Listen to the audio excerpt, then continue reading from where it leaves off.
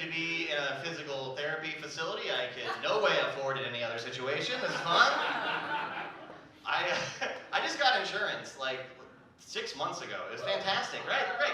It's not good insurance at all. It's the bad kind that you get for being poor. I walked.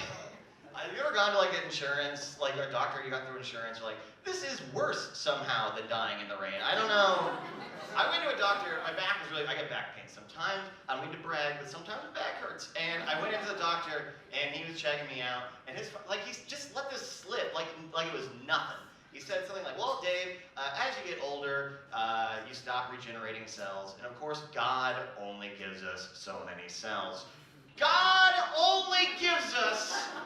So I knew I was poor, but I didn't realize I was so poor I had to go see the King James version of the doctor. What the hell is going on?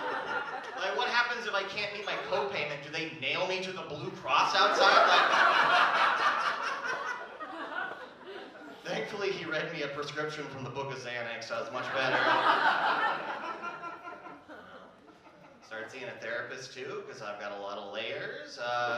Deep, opaque layers that no one can see through. No, I'm not saying this to, just sound complicated. But I'm not saying, how do I want to put this, that sometimes I seek out conflict because that's a whole lot easier than being truly vulnerable with somebody that you love. But the other day, I fell into a well just to be held by a fireman. Who's been there before? Oh, his hands smelled like smoke. It was great.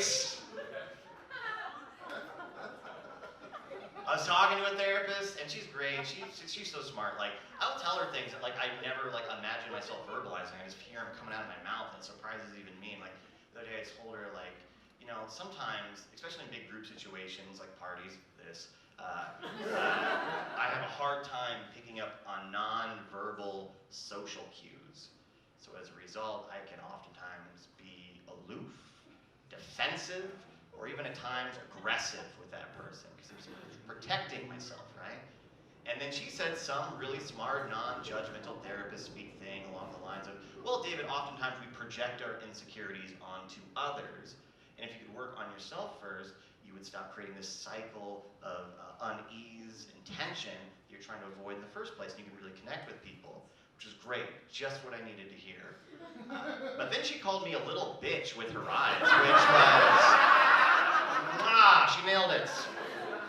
She got it. I don't know, you guys seem like a nice group of people, all well-dressed, so I'm gonna tell you my classiest joke. How do you feel about that? This is my classiest joke. I hope you like it. The other day I jerked off into a Dyson Airblade. I did it. That's right. That's just a joke, not real. What I actually did was jerk off thinking about one day owning a Dyson Airblade. I always mix up my classiest joke with a joke about class. So that's